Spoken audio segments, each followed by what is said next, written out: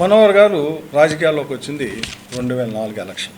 నేను first time ఎలక్షన్లో పోటీ చేసింది 2014. మొదటిసారి ఎలక్షన్లో పోటీ చేసిన నాదెళ్ల మనోహర్ గారు, అన్నాబై శివకుమార్, మా ఇద్దరిని తీసుకుంటే నాదెళ్ల మనోహర్ 2004 ఎలక్షన్లో ఎలక్షన్ కమిషన్కి ఇచ్చిన అఫిడవిట్లో అతని మీద ఎన్ని కేసులు ఉన్నాయో తెలుసా?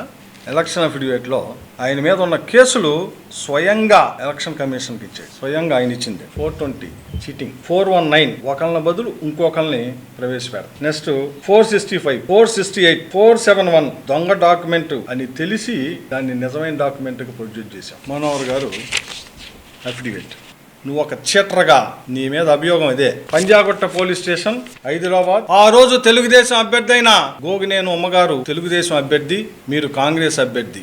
ఆ రోజు తెనాల్లోనే తెలుగుదేశం పార్టీ నీ మీద పాంప్లెట్లు కూడా వేసిన మాట నిజమా కాదా? మరి నా అఫిడవిట్ దా, ఇప్పటికి నేను 3 సార్లు పోటీ చేశా. 2014 నా అఫిడవిట్ చూసుకో. అసలు పోలీస్ స్టేషన్ అంటే కేసు అంటే ఏందో తెలియదు నాకు. 2014 తీసుకో, 2019 తీసుకో, 2024 తీసుకో. ఎవడు నేరపూరితమైంది చెంప దెబ్బ అంటున్నావే, వ్యభిచార దెబ్బ. అమ్మాయిల్ని గ్రాఫ్ చేసి అమ్మాయిల్ని వ్యభిచార కొంపలకే. ఇది నీ రికార్డ్. మున్సిపల్ ఎలక్షన్ జరిగి చనిపోయిన సూర్యదేవర సాంబశివరావు గారు నిన్ను చొక్కా పట్టుకొని, ప్రత్యక్ష సాక్షుల చేత కూడా ప్రెస్ మీట్ పెట్టేస్తాను, నిన్ను చొక్కా పెట్టుకొని లాగి చెంప మీద కొట్టి నువ్వు వెళ్ళి నీ చెయ్యి వెళ్ళి కిటికీలో పెడితే ఆ కిటికీలో నీ ఏలు కూడా కట్ అయింది. ఇది నిజం కాదా? ఎవరిది నేర చరిత్ర? అరే మా నాన్న నేను 6 సార్లు పోటీ చేసాం, ఇప్పటికి రేపు 7వ పోటీ చేయబోతున్నా. మీ ట్రాక్ ఏంది స్వామి? నీ మొదటి ఎలక్షన్ మొదటి అఫిడవిట్లోనే కేసులు. ఎన్ని కేసులు స్వామి? నీ మొదటి ఎలక్షన్ అఫిడవిట్లోనే సుమారు 7 కేసులు. మరి నా అఫిడవిట్లో కేసులు లేవు. నా ఫస్ట్ ఎలక్షను నాకు వచ్చిన ఓట్లు 74,000. నా రెండో ఎలక్షను, నేను గెలిచిన ఎలక్షన్ నాకు వచ్చింది 93,000.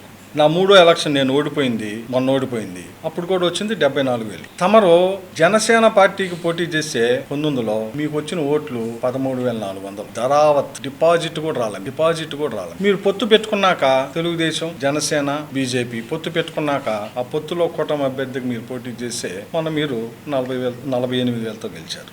మెజార్టీ, హైయెస్ట్ మెజార్టీ మీదే, డిపాజిట్ రాంది వ్యక్తి మీదే. తెనాల్లో 2 మీకుండయి. నేను 3 ఎలక్షన్లో పోటీ చేస్తే 3 ఎలక్షన్లో ఏ ఎలక్షన్ ఈ తెనాలి నియోజకవర్గ ప్రజలు నాకు 70,000 తక్కువ ఓట్లు ఇలా 70,000 పైన వేశారు. నిజంగా ఈ ప్రాంతం మీద ప్రేమ ఉంటే, ఈ ప్రజల మీద ప్రేమ ఉంటే, ఈ ప్రజలు నీకు 3 సార్లు అవకాశం ఇచ్చారని ప్రేమ ఉంటే, ఈ తెనాలను అద్భుతమైన నగరంగా తెనాలని తీర్చిదిద్దుతానని నువ్వు చెప్పిన మాటను చెయ్యి. ఏంది అద్భుతం? మురుగుంట్ల పక్కన కూర్చోటమా? ఆ కూర్చున్న పని చేయట్లేదని నువ్వే చెబుతున్నావు. ఇప్పటికైనా మీరు తెనాలి అభివృద్ధిలో, ఆ అభివృద్ధి మీరు చెప్పిన అభివృద్ధిని చేయమని ఈ సందర్భంగా కోరుకుంటున్నాను.